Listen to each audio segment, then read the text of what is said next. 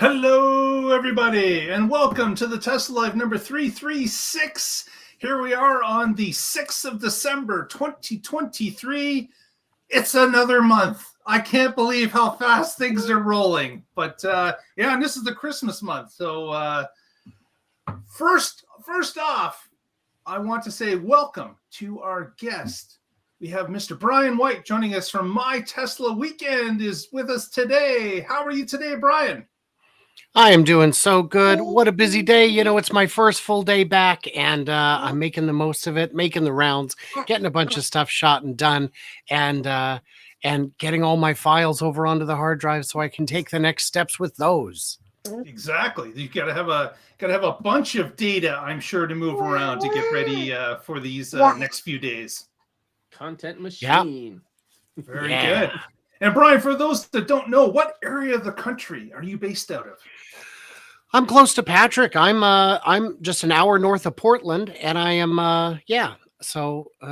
2 hours south of Seattle. It's kind of the middle of nowhere, and as a result, FSD gives me a bit of trouble, except when I'm not at home, and that's great because that's when you need it the most. That's right. That's right.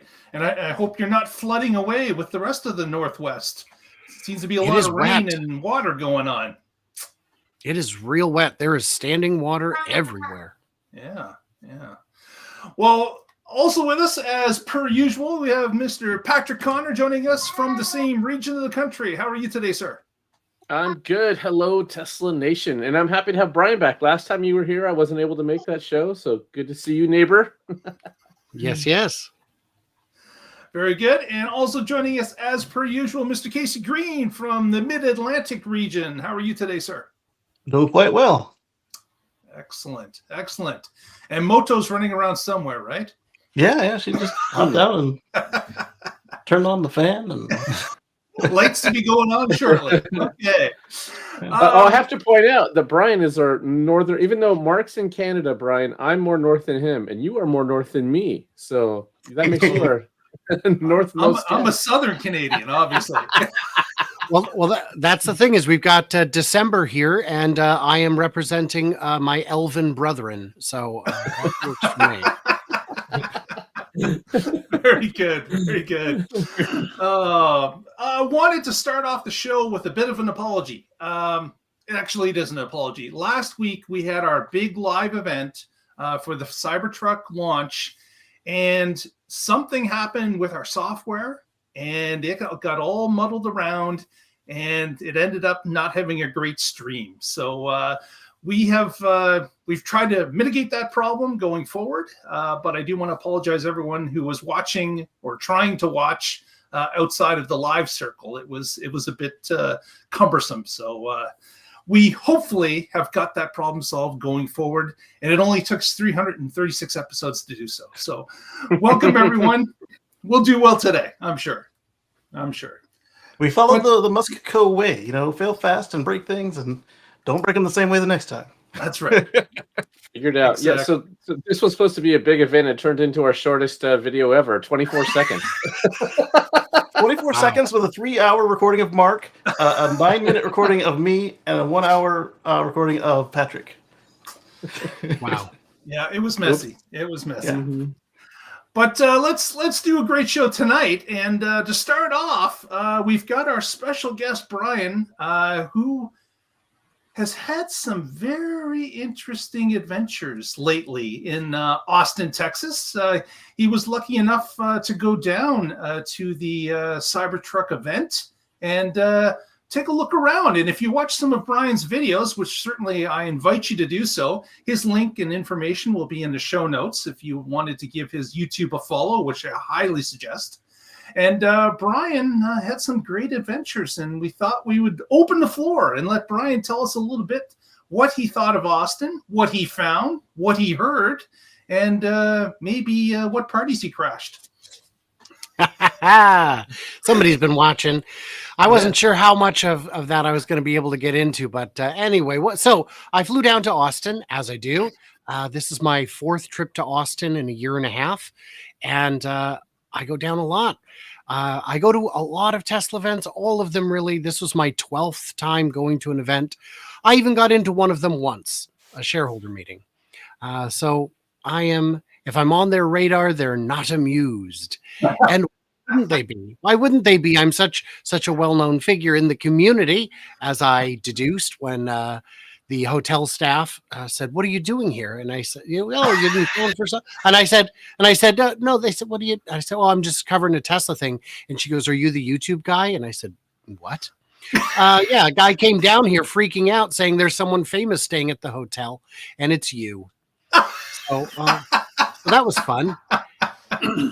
Wow. Yeah, I got to catch your him later. reputation precedes you already, so that's fantastic. Yeah.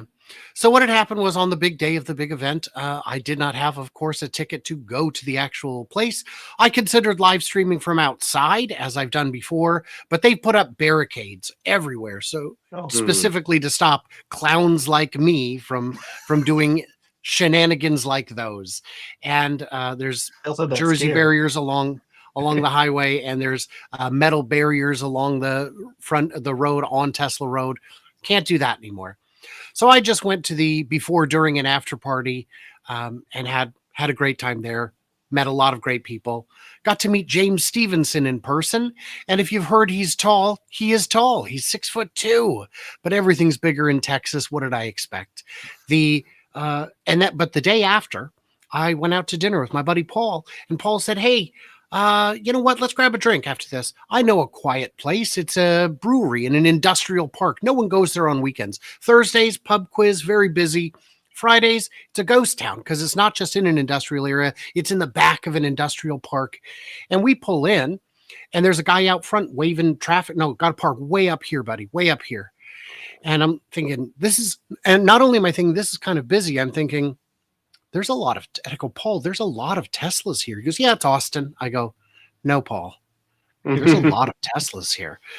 And the guy stops us. He's like, "Yeah, you guys are here for the event?" Yep.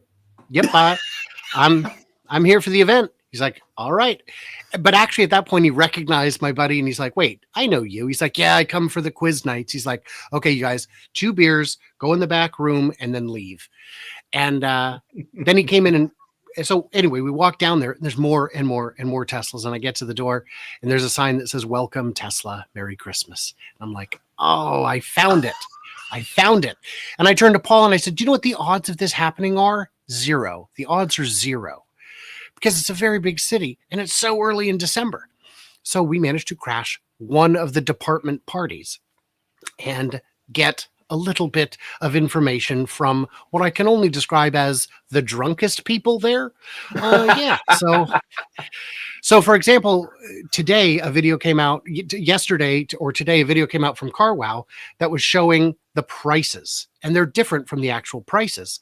And I found out from someone on the web team that the prices changed 2 hours before the event. So if I had inside information that was more than 2 hours old, it would have been wrong. So when people say, "I know a guy who worked there 3 years ago," that information is worthless, genuinely worthless. And he wouldn't tell me what numbers would change. You have to ask, the questions you want to ask. You have to ask different questions. You ask the question you want to ask, you get shut down. So I said, "Boy, this may sound like a dumb question, but once a website's done, what do you guys even do?" And he's like, what do we?" It's always changing. It's always changing. "I will tell you what we do because it's always changing." I go, "Like what changes?" Because the CyberTruck changed. I go, "Right, but then you put that up and then it's changed. What do you do then?" And he says, "Well, numbers were changing until 2 hours." I go, "Which numbers?" He goes, "Look at the numbers, those numbers." I'm like, okay. So you got to ask. People love to talk about themselves. Oh yeah. Well, when I interviewed he's now the CEO of Electrify America, the only question anyone cared about is, why is it always broken? I can't ask him that. So instead I formed a theory and I said, "Hey, where's it designed? Where's it built? Who made?" And the answer is, it's designed at each supplier. All the parts are hodgepodge and they're assembled in different locations all over the place. And there's your answer. That's why it doesn't work. Yeah, that's why it doesn't work. Well, no, worse, because imagine if Mazda had 5 factories around the country, and at each factory, they just said, put in an engine. Oh, yeah. Oh, yeah, not good. Oh, how are you going to keep all those cars working? When there's a recall, how are you going to figure out which ones have which parts? And that's where Electrify America was, and that's how I But they got went. that kind of insight. Yeah. That is yeah. a Poor nightmare. Mazda. That is an absolute nightmare for anybody that labels themselves as service. When you have no clue what part is in what machine in what part of the country. Apparently, when Ford was out testing the Mach-E around Electrify America, they asked them which we've identified the part that's not working, which locations have this component, and they said we don't know. So Ford tasked their engineers to go around the country and diagnose which units needed which piece replaced. No wonder Ford got a hold of Tesla and said, we need to work out on something to get on your network. This Charge Angels program is costing us out the wazoo. Yeah, still cheaper than building your own.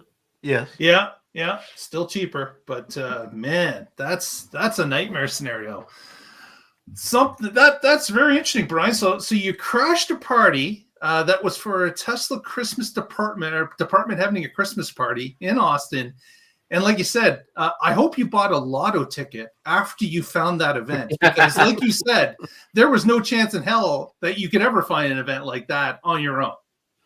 No. And I wouldn't have expected one that early in December. Right.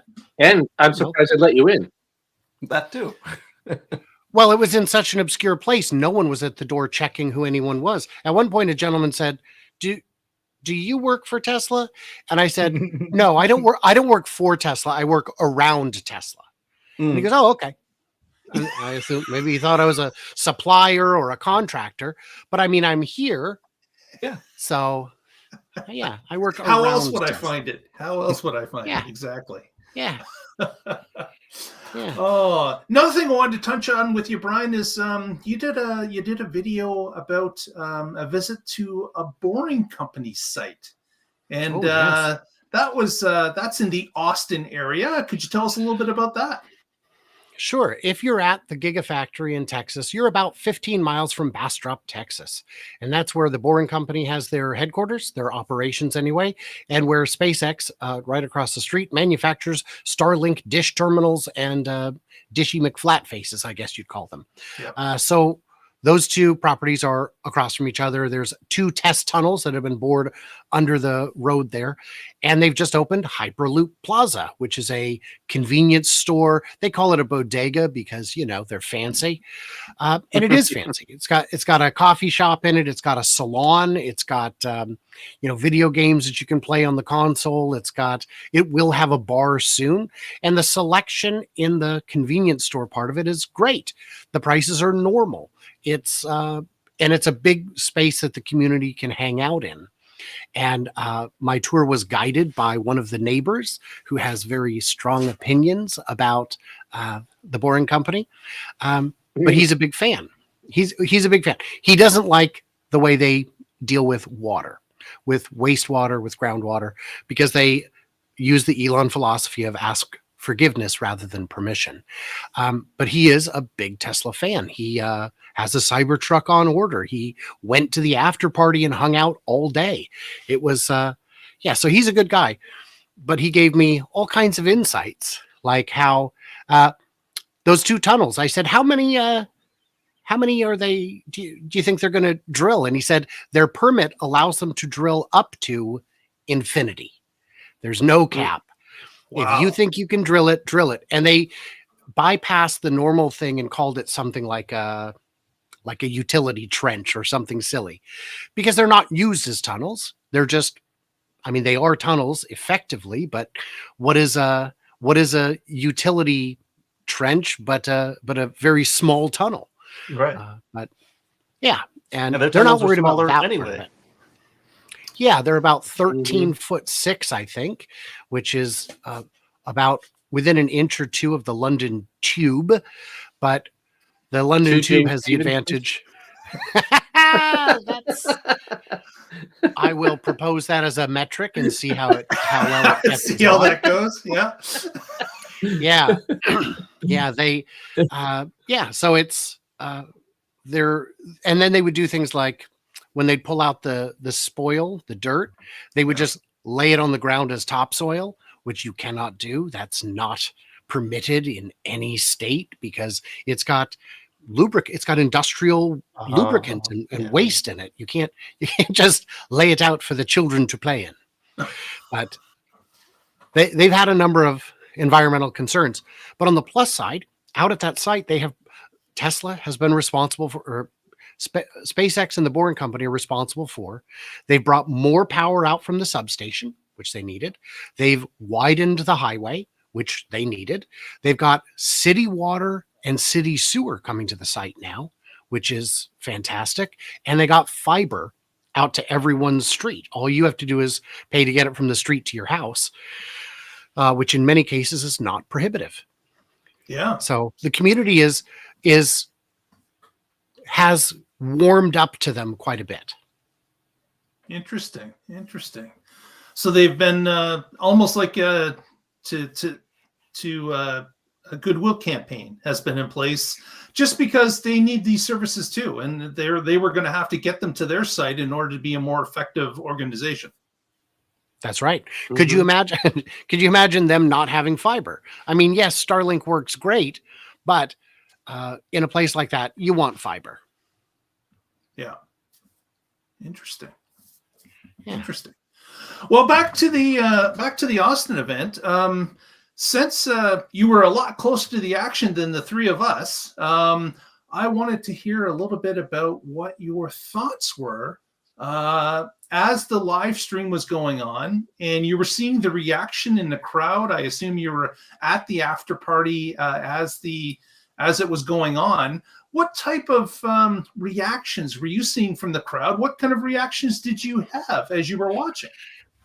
So the mood there was jubilant. It was like watching any big sporting event.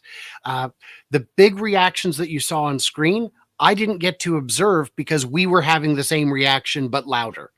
So when they teased the window ball test again, everyone was a little, there were murmurs, oh, don't do it. And then but when they showed the towing, everybody was cheering. When they showed the truck haul, the truck pull, it was the same mood you saw in the room, but at a different location nearby. And it was great. My reaction was to almost everything was either, yep, that's what we expected, or, hey, that's a kind of an extra neat thing. But for the most part, when you study it as thoroughly as, for example, the four of us do, there's not much room for surprise. And the only thing that I was really, really delighted about was that not 30 minutes before I was on a live stream on Best in Tesla, and they said, okay, Brian, launch edition and price, what do you got? And I got it to the penny. Nice. Wow. Time traveler, man, what are you going to do? What are you going to do? Well, if you just under the 80K mark. Yes. And that's what I said is it's going to be under 80. It's going to be priced like Rivian and Lightning. It's going to, and it's going to be dual motor because the tri-motor is just too expensive and cumbersome for a launch edition. And the single motor is not exciting enough for a launch edition. It's going to be that. It's going to be just under 80. And they always end with 990. Yep. So there was method to my madness. It wasn't a guess, but in hindsight, I had a lot of people say, well, yeah, looking, I mean, of course, we all thought that. And I said, no, you didn't yesterday. You said it after the fact. Right.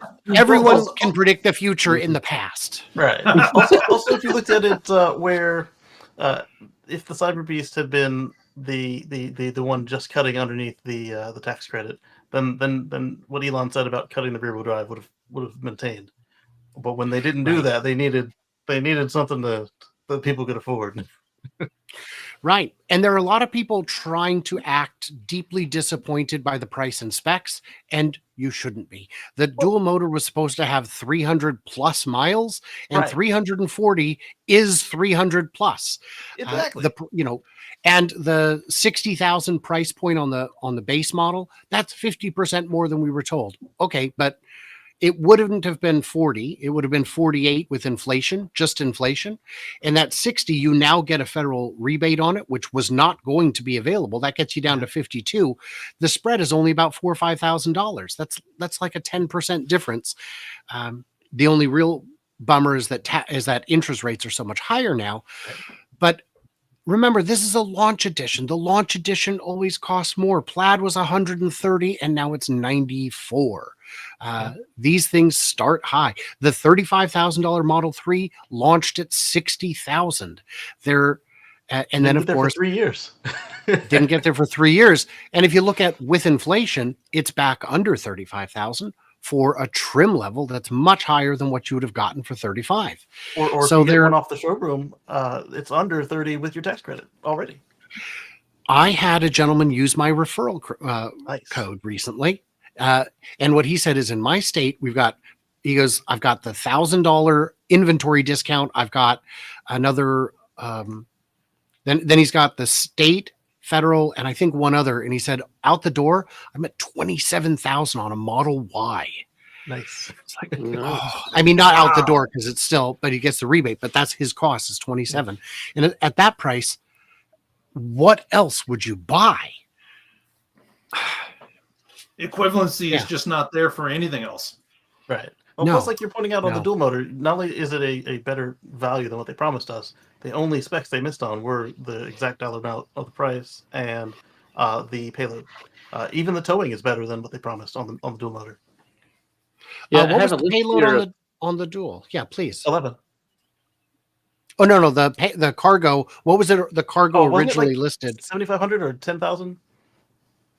I don't I had to go back and now. look at the picture, but it was either 7,500, 10,000, or exactly 11, and the only ones that were lower than what they told us were the range, and then the price was higher than what they told us.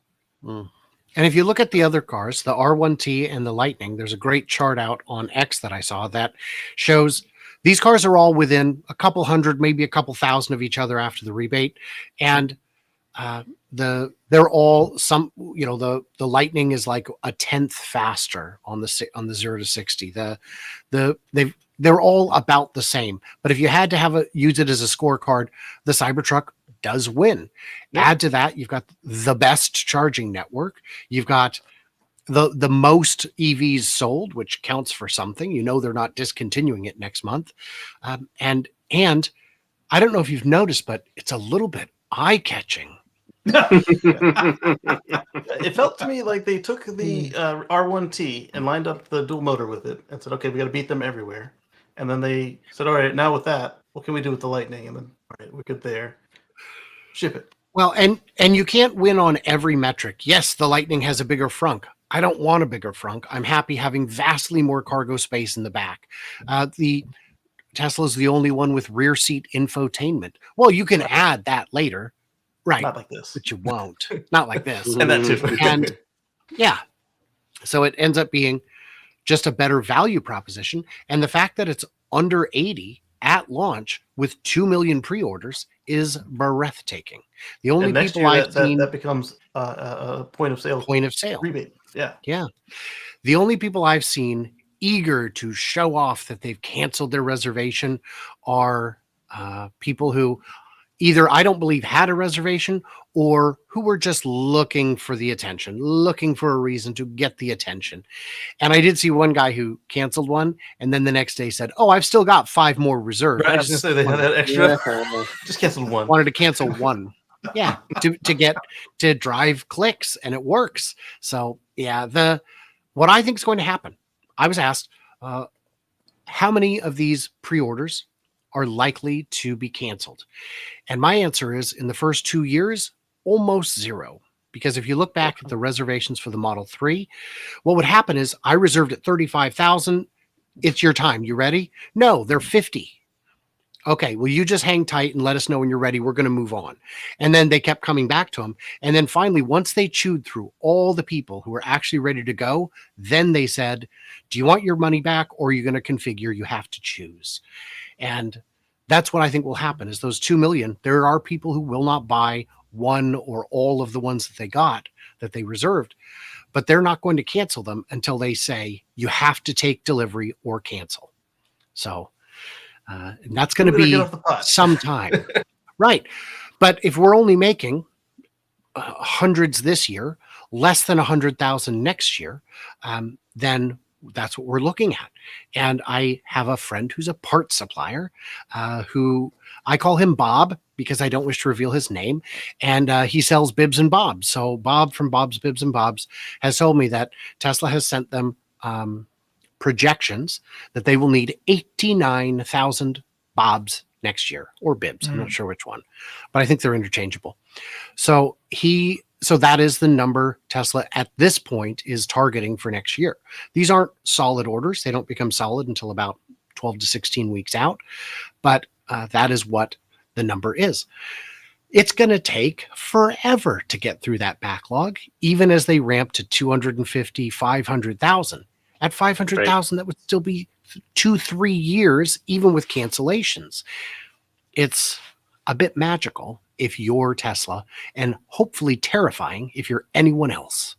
Well, on top of the cancellations, you've now got more people getting in at the back of the line. Exactly. So it's going to take a while to get any sort of equilibrium with it. That's funny. It's interesting that with that amount of reservations that we've heard through different sources, through third party, may have pushed it to like close to 2 million. Tesla themselves have admitted about 1 million. They said over 1 million, I think. Over 1 million. So it becomes a question of how many of those 2 million, for example, have said they were waiting for the bottom rung truck because you only had to put down $100 refundable deposit. There was no big loss for anybody, and you don't even have to walk away from the $100. You can get it back. So how many of 2 million people, when they saw 39.9 at the first event, said, that's my truck, put my money down, and waited 4 years and have now bailed on it? What percentage of 2 million might have walked away, even though, again, as Brian has mentioned, there's no way they're going to produce 2 million in any given year. In fact, Elon has even come down from the 250,000 a year to under 200,000 in 18 months. So it's a question now of what they're actually going to produce. But as you said, Brian, I think they're going to sell everything they got. Anything they can make, they're going to sell for a number of years. Because even if the rate is 50% of the people dropped out, that's still 2 million vehicles, and that's basically 4.5-5 years of output once you're up to full scale. So, right. So let's use some terrible numbers. Let's say there's only a 10% margin. So 6,000 a car. Let's say half of the 2 million canceled. That's only 1 million. That's 6 billion in profit. Making two very dark assumptions, because only a 10% margin, that's not plausible in my view. And half of them cancel, also not plausible. I did ask someone at the party. I said, boy, it sure is exciting. I bet they've got 1 million reservations. Now, if there's one thing people like more than anything, it's correcting a dummy. Yeah, I said, they must have like 1 million reservations. And he goes,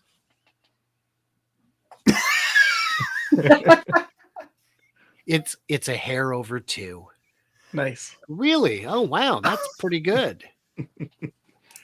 Yeah. Brian, you are never going to be invited to a Tesla Christmas party again. Well, good news. Well, I thought about that. I thought, should I reveal all the things that I've learned? Should I mention where I learned them? And I decided that if I didn't say where I got the information, no one would believe it. And they're free to not believe it still, but it's part of the story. And I thought, is Tesla going to see this and say, Brian can't come to events? Guess what? Brian already don't go to events. At least they didn't do like they did to Ryan. He showed up at the Ryan gates from the Kilowatts. Yeah, got. Yeah, that was. Ouch. What did he? I think he got in on the second one after some discussion. I don't recall Ooh. for sure now, but yeah, the one with the making him drive over the winter pass to get to Nevada, to get to Reno, and then turning him away at the door. Oh my gosh, that was just gruesome, but Yeah. it's kind of what they do. Yeah. Hmm. So we were talking about the reservations. Another thing to point out is that anybody who reserves today is paying $250 on top of the the people who already paid the $100. Oh, it's Yeah, not they a upped it. deposit anymore. Yeah, it's an order is it a fee now. deposit still? It's an It's order fee. now. So if you Yeah. cancel now, you don't get your $250 back. Yeah. Mm. Yeah. Ooh. Well, So good Brian, news. And yeah. you're an analyst, right?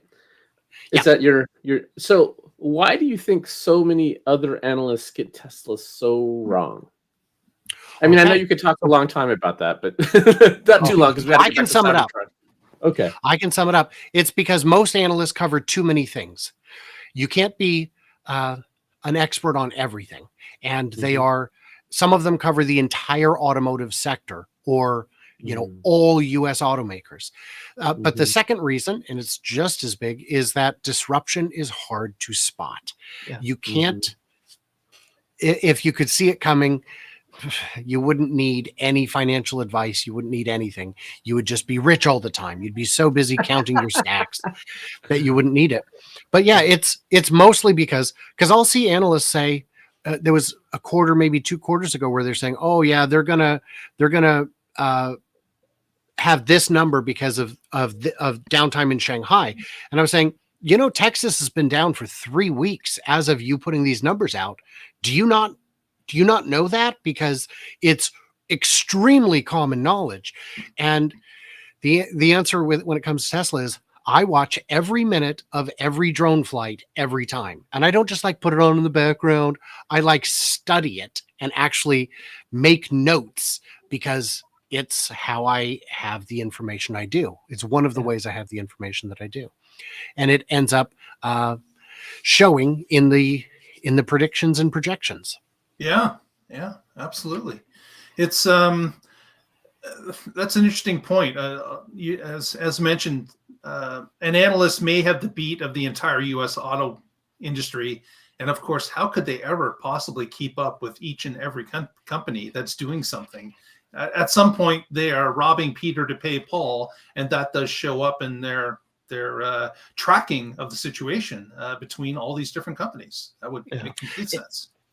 It does. Another thing I'll add is that I found out from I was talking with a gentleman and I said, "Oh, you work on the website. Which part of it?" And he said, "Business." I go, "Business, like fleet sales?" He goes, "Yep." Oh, I go, "Oh, so when Hertz orders 100,000 cars, they don't have someone sitting at a computer all day entering 100,000 orders." And he said, "Of course not. That's crazy." So there is a business-to-business portal on the website where you can order, 50 or 100 or 1,000 cars, which was not previously disclosed. We know, right. I assumed that was a thing, at least for Hertz, but apparently it's a thing for other fleet buyers as well. Cool. So someone's nephew is not sitting there with their iPhone and going through order after order with someone's credit card. Right. So it's kind of like how, Dana Hall, she had her title changed at some point. I noticed on her byline to Elon or the Musk Co. Reporter rather than whatever she was before, what she was tracking.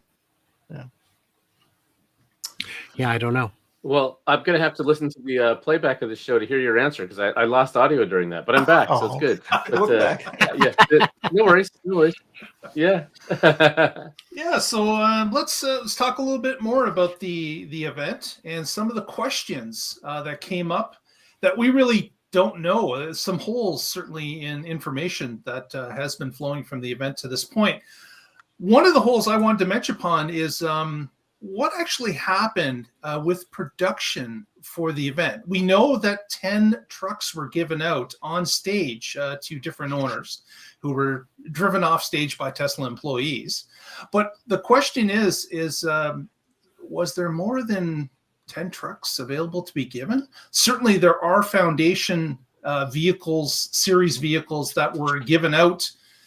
I've heard from one source, and again, this is a media outlet, they said 22 trucks were given out that day, 10 on stage and 12 off stage. But when looking at a number of different people that videotaped in the factory, obviously there was more than 22 trucks that were in line or being produced or getting to the end of the production line. And the question is, what do you guys think about, is there more deliveries happening like yesterday, like today, like tomorrow? Is that stuff going on? Has anyone heard anything? I saw on X a couple hours ago, someone who placed a day one reservation got an invitation to configure. Yes. I don't know if it's real, but it seems plausible. We know they've been making at least dozens a week for at least months, and they've been going all over the country, and we don't know. We know some have gone to showrooms. Where have the rest gone? I assume they're hiding somewhere, like in a service bay or something, waiting for the green light to go ahead and unleash them. And I don't know why they haven't been. Yeah. The thing I heard from people on the ground in Texas is that those first 10, or I also saw 22, but I watched the same live stream you did, so we only saw a couple deliveries and then it cut off, is that those were friends and family. Those weren't employees. Those were friends and family. Yeah. So it might be, Lars's buddy or somebody who is, somebody who is still going to keep their yap shut if something comes loose, I don't know, and not try and dismantle it on day one. Yeah. So I am still also waiting. We will absolutely hear when real customers start taking delivery, and I haven't heard. What do you guys think? So I saw that one of the places I saw that announced that that invitation to configure had been corroborated by at least 2 or 3 other people with information that wasn't public that they were able to verify with, and they found out more information about what's included in the Founder Series there. So that was pretty cool to see. Such as? So you get your charging equipment is included, your mats, your cargo divider, the lifetime internet connection, items like that. So there were some bonuses with it, right? And you can pick either tri-motor or dual motor. And I did see in another post that there was the stipulation that it was sticking close to California or Texas, right? And the word employee was mentioned in the one of the posts that these were employees of some sort in the Tesla chain. I wouldn't be posting that on social if I was an employee and got the invite. No, you wouldn't. Right. But it's obviously somebody has indicated. I know that particular person is an employee. And I assume that the reason for that is that's where the trained technicians are. Surely not every technician in every region is already up to speed on what to do. Right. And that's the case. Is how many dozens of them did they ship over to California? Like that's initially where all the trucks were going before they even started to go to showrooms, because of course Tesla wanted to test it at Fremont. They have experts and engineers there that were looking at it, that were doing tests. They were doing runs on their racetrack out back with the CyberTruck. So it makes sense that that's where they're going to do it. And of course, just like the Model 3, when it rolled out, a ton of employees got those cars because they are going to keep their mouths shut about any issue and take that issue directly to Tesla before a media outlet would get it or see that there's an issue. It's just going right back into Tesla to make a fix, something on the fly, to make a change in the production so that it doesn't show up for a normal person's car. So that makes complete sense. And anyone you sell it to, you can ask them to sign an NDA, but with an employee, you can be more assured that they will honor it. Yeah. And of course, the employee is on that NDA maybe as well, but like you said, they've got skin in the game. They've got a job. They have stock. That if Tesla succeeds, they succeed. So health insurance. Yeah, they got health insurance. That's a thing in the U.S. Up here in Canada, that our health insurance isn't linked to our jobs, so it's But we're not giving them to Canada yet, anyway. We got one. It's in Vancouver, apparently, in a showroom. So Nice. that's it for the entire country. Wow. But yeah, very interesting. Very interesting that has started. And like Brian said, I had thought it would be more immediate. I thought that there would start to be the leaking out of a few orders here and there, even if it was just localized to California or Texas or around the plant only in Austin. I thought for sure that there would be a few that have been sent out, but it's been fairly quiet since the end of that event. Yeah, so It's been very quiet. It's been very quiet. While I was there, I did see. On the first morning there, I went out to see Joe Tegmeyer and watch him fly and shoot a couple of videos. And while I was there, I saw one pass me on the off ramp. I came back a couple of days later to meet him again. I saw two more on the off ramp. And then when my friend came over from Houston to visit me for a day, I drove him around the factory and we went to the little side road, Tesla Road. And if you look way down, you can see the trucks, the car carriers loading up. And we saw two car carriers full of CyberTrucks. These things are being shipped everywhere. Come on, guys, open the floodgates. It's time. Exactly. Where did you learn to drive, baby? Moto ran around the corner with her Roadster remote control and she's crashing into everything. Oh, okay. Another thing I wanted to touch upon was information about charging. Now, Tesla has indicated that the Cybertruck is going to initially start charging at 250 because, of course, that is the infrastructure that is available in North America. Maximum output is at 250.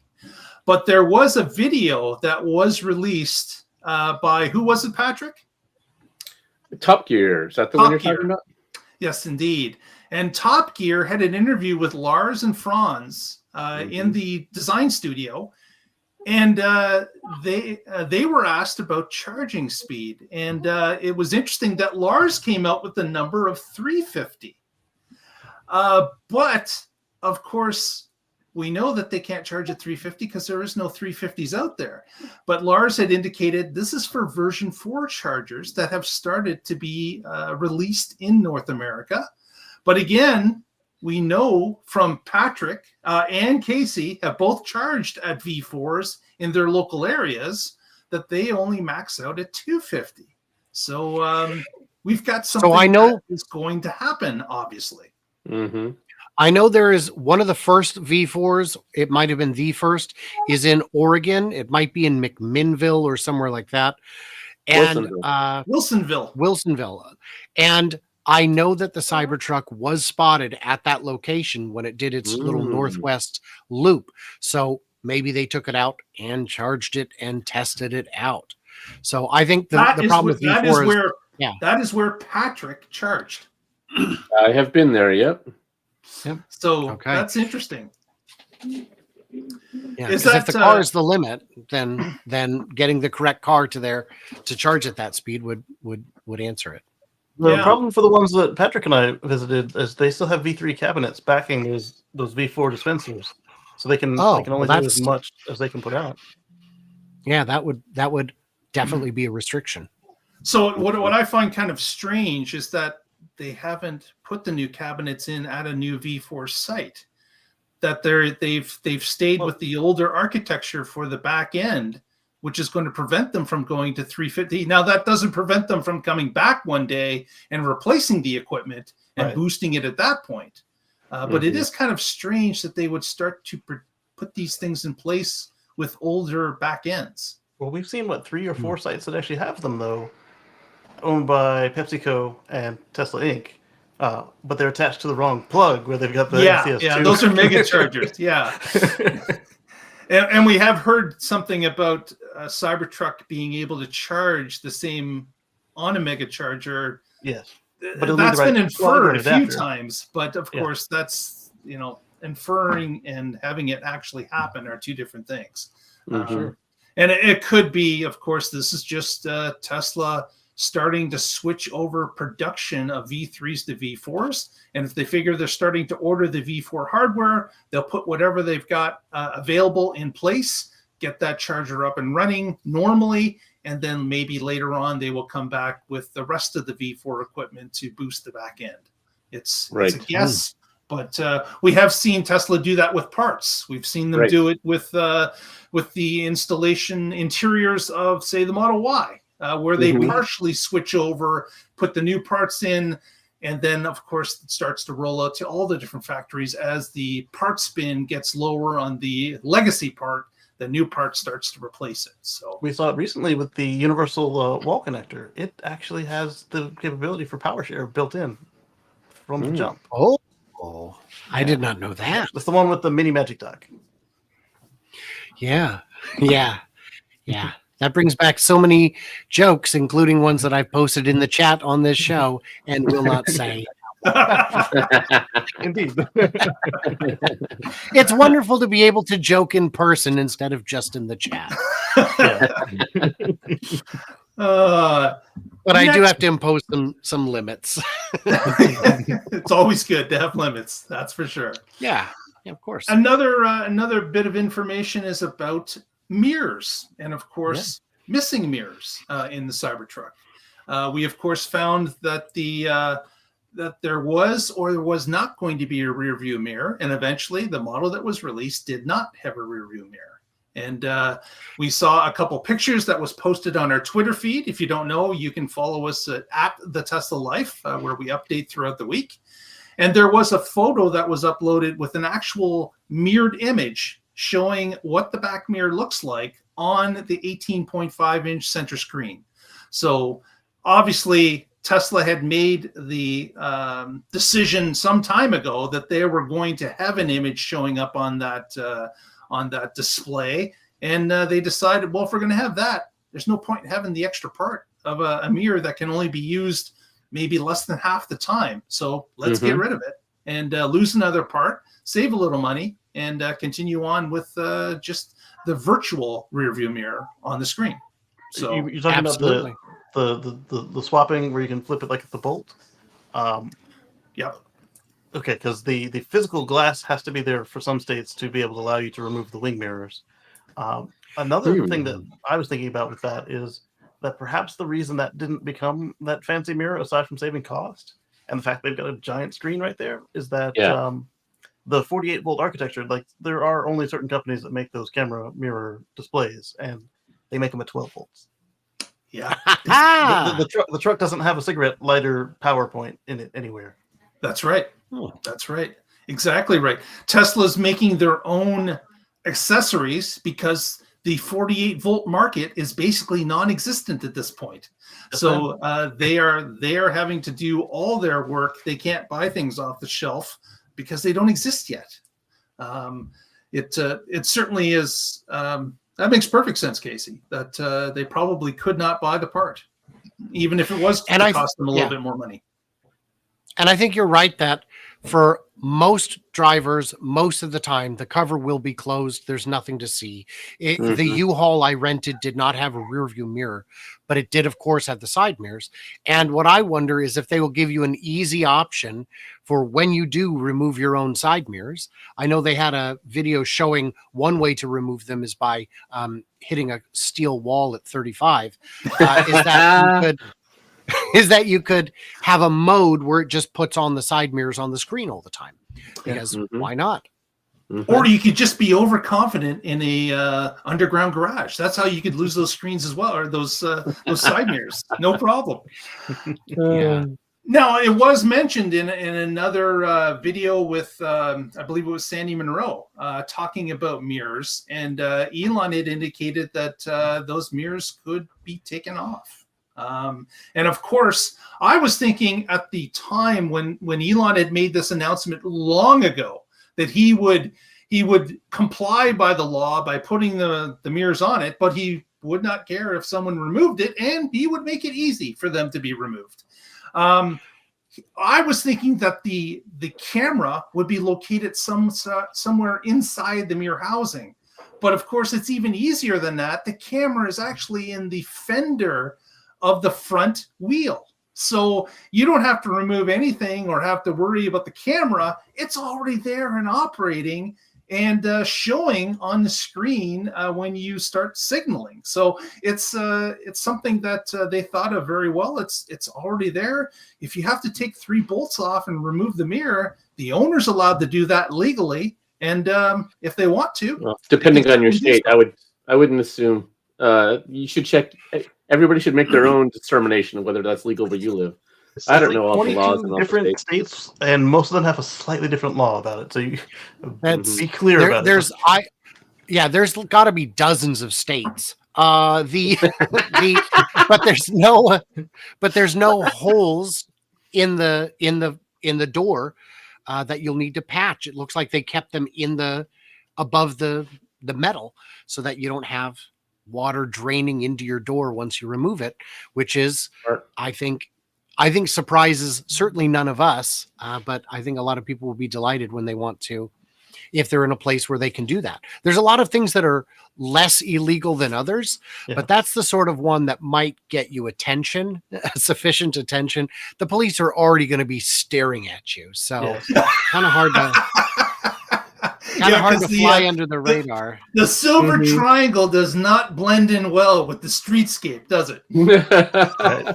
I tell you, even though I've seen them in real life, and they still don't look real. Yeah, they still don't look real.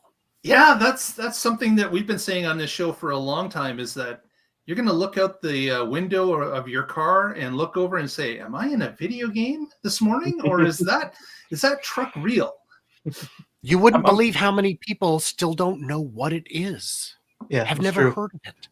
Yeah, there was a post on our Twitter feed about 4 weeks ago, and it was a CHP officer had taken a photo of the truck on a trailer and said, "Does anyone know what this is?" I did see that one. So with the mirrors on that, I'm wondering if they have something similar to the rear view mirror mount, like this little metal nub that it clips onto, and then perhaps like pogo pins if it's got any. Well, it's got to have some power to move the mirror, but the CarWow and I think one of the other places had mentioned that they couldn't. I think it was CarWow and Sandy mentioned they couldn't get the mirrors defogged. So I'm wondering if there is any additional power, like heaters running into those mirrors, or if they were just unlucky with the fog that day. I think Sandy was overwhelmed with many things. This is true. Probably there's a lot of stuff changed for him. A setting for the defog probably was escaping as he was trying to navigate and take in everything.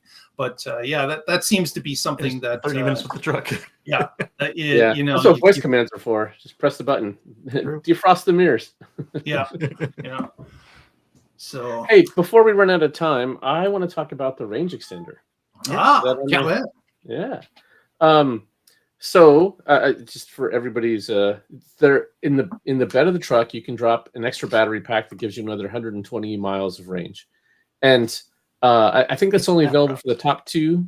What's that, Casey? Yep. You could have it dropped. I don't think you could drop it. Right. Yes. I don't know how much it's going to weigh, 1,000 pounds or something. So this is not just something you could just, do yourself. I'm really curious about a few things. One, now that they have this, there's obviously some sort of connection for it. Would it be possible for a third party to make something that goes there? Yes. And then you are not limited to just that. Maybe you could do something that takes up half the bed instead of a third, or maybe you could make something that's human liftable, and you stack modules together like the battery that you have, Casey, that on wheels. So I wonder if that API is going to be open sourced, and if other people can make things that plug in there. I'd say out of the gate, no.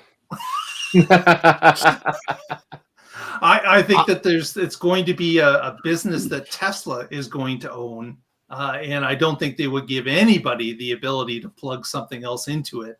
That, of course, they couldn't, if it was possible, block with some sort of software update as well. So I don't think anyone's going to spend a vast amount of money to come up with a third-party item that is not authorized by Tesla at the beginning. I don't think that will happen. Yeah, I can see some like some of the home battery companies maybe perhaps getting authorized, but Mhm. I don't. They had to wait for there to be a deployment for them to be worth the R&D, and then also paying Tesla for the privilege. Well, so when you started the question, I forget that I'm talking with smart people who actually know their stuff. And then at the end of the question, you brought up the API, and that is half the answer right there. It will come down to, will Tesla unlock it for others to actually have access? And like Right. you said, like all of you said, we just don't know. And I do appreciate, Casey, that you pointed out that it's not something you'll drop in, because I've heard people saying, well, I'll just leave it at home when I'm not using it. Do you own a forklift? Right. Because even then you might struggle to get in and out because it's pretty far back there, and Yeah. it's going to weigh a little bit. A little bit. I'm thinking Little anywhere bit, but between the 600 beauty and is, 900 pounds with minimal. one person pointed out, this is like buying 8 power walls, getting 4 power walls for free. Oh, and you can have a truck. Yeah. And if your power goes out for a prolonged period of time, not only can you run your house, I mean, you don't get the same kind of throughput you do with a power wall that gives you the full juice, but you're going to be able to run all the essentials for a week. And if you run low, go and recharge it. Go to a supercharger in the next county, juice it back up and bring it home. Well, yeah, but with a generator's not. How much gas do you have in your cistern out back? Right. You're not going to be able to run a generator without refueling either. So Right. this is, Exactly. for a lot of people, it's going to be an absolute game changer. Plus, your house Yes. will probably already have solar on it if you have any of this set up. And eventually, Yeah. assuming they don't change their mind, Tesla said they're going to have a solar accessory for the truck itself. So there will be some more electricity coming back in besides what's in all your batteries. Yeah. Very Very cool. exciting stuff. When the event was happening and we saw range extenders show up, of course, quite Yeah, we were freaked out on that one. We thought maybe there would be a possibility that we realized it was going to be heavy, but maybe there could be some sort of like an engine plucker that you see with a regular ICE car that you could just connect to it, pull it off. Because, of course, it sounds like now that this thing's going to be attached permanently because Tesla has to install it, apparently. So Or if that's the it's only case, ports. you're going to be lugging that battery around all the time. It's just going to be a fixture in the truck. And I'm thinking that is a waste of energy depending on what you're using your truck for. If you only are hauling or going up that mountain every once in a while, then 70% of the time it's not needed, and it just becomes a dead paperweight, a very heavy paperweight that's in the back of that truck. So you're ruining your efficiency for what reason? I hope that Tesla's thought about this a little bit more, and maybe there will be the ability, maybe not initially, but down the road, that you could have that power to be able to be plucked out, stored somehow. Maybe you have to buy an engine hoist or a special mechanism from Tesla, but that would be something as well that could be done. That could be plucked out and plucked in depending on your need. But again, this is something that we're going to have to see as time goes along. It's not necessarily known at this point. There's a lot of questions out there as to how this implementations. In fact, the price is not even set. We hear the $16,000 amount because of web code that was seen along with it. But the founders are being and that changes every 2 hours, I hear. That's right. That's right. The founder series are being quoted $16,000 as well. But for that price, you can certainly get enough cells to make what they're offering there, case it up and all of that, and still have enough left over for a specialty hoist to go on to a rebranded engine lift, and then after that, what you're paying Tesla for at that point would be to install the ports and to give you the paper to tell you how to actually run that and take it out. Right. If that's removable. Last thing I want to share. I was just going to say, I don't see why it would be removable. I think the use case for the extender is already very limited, and the use case for removing it is more limited still. Yeah, they're saying you put a $500 deposit on it now, and it will be ready sometime at the end of 2024. That's what the founders being told. Go ahead, Patrick. It would make sense to have it removable if you don't want to have it in there all the time. But say I'm going to go on vacation and pull my camper. I don't want it the other 50 weeks of the year, but I might want it for that one trip. And definitely not the day that you're getting that bucket load of dirt dumped in the back of the truck. Right. Yeah. Not the end. The rest of the time, I would like the bed space. So if Tesla has a system where you can rent them, I think that would be a great business model for them. Although, just thinking of this now, the photo that's been supplied recently for this, you'll notice that the box that the battery is in looks very much like the bed as well. So it looks like it's the same material. It looks like it's toughened up because it's probably going to be there forever. Right. And that's why it's toughened up and looks that way. So, all right, we'll see. Just a thought. Just a thought. One other thing we want to touch on before we head out is Unplugged Performance. Of course, is a Tesla aftermarket supplier that is in right beside the design studio in Hawthorne. Actually, they have released that. Of course, they're going to have their own version or kit for the Cybertruck for police. And I just wanted to share this image. Obviously, it's an image. It's not a real thing. Of the Cybertruck decked out in a police kit that they are planning to release to different police departments that want to use the Cybertruck as a urban assault vehicle, which is how it's been described. So it kind of makes sense. And Unplugged Performance already makes an upfitting kit for police Model Ys. I've seen it. I interviewed them at the California Takeover, and it doesn't need a whole lot of extra features on it, but they do have the lights around the running boards, I guess you'd call it, and everything is very well integrated. So I think these guys are going to have a good opportunity to get it out into the market. Exactly, and I think this is probably going to be a big win for police departments as well. I can see that this is going to be something that they will want to have. They're going to want to have a vehicle that's four-wheel drive, that has the ability to go through slush and snow and sand and wind and rain. Casey's friend Omar, who is in the police department, talked about New Jersey wanting to have this type of vehicle in their police force because they want four-wheel drive truck type vehicles. And of course, going electric, this makes perfect sense to have this type of vehicle as part of the fleet mix. It's quiet. It doesn't have to idle all day. You've got incredible ground clearance. You've got good speed. You've got good security. You've got low rollover risk. The list is endless. It is. If you had asked me if this is designed for the police department or for civilian use, clearly I would have guessed wrong. Yeah. Absolutely. Being bulletproof makes a little more sense there. Yeah, it does. Yeah. In that line of work, absolutely. And they'll pay extra for bulletproof windows. Well, you can get laminate that will stop handgun rounds without losing the ability to roll the window down. Oh, nice. And that may be. Oh yeah, that's been around for like 80 years. You can just look up bulletproof laminate, and you'll find there are rich people who will put it on the windows of their mansions, and it just catches it like a Kevlar vest. The window's destroyed, but it doesn't come through. Right. That's the important part. Yeah, that is the important part. Exactly. Well, with that, I think we will wrap it up at this point. Let's go around the circle here, and we'll start with Casey. Any shout-outs this evening, Casey?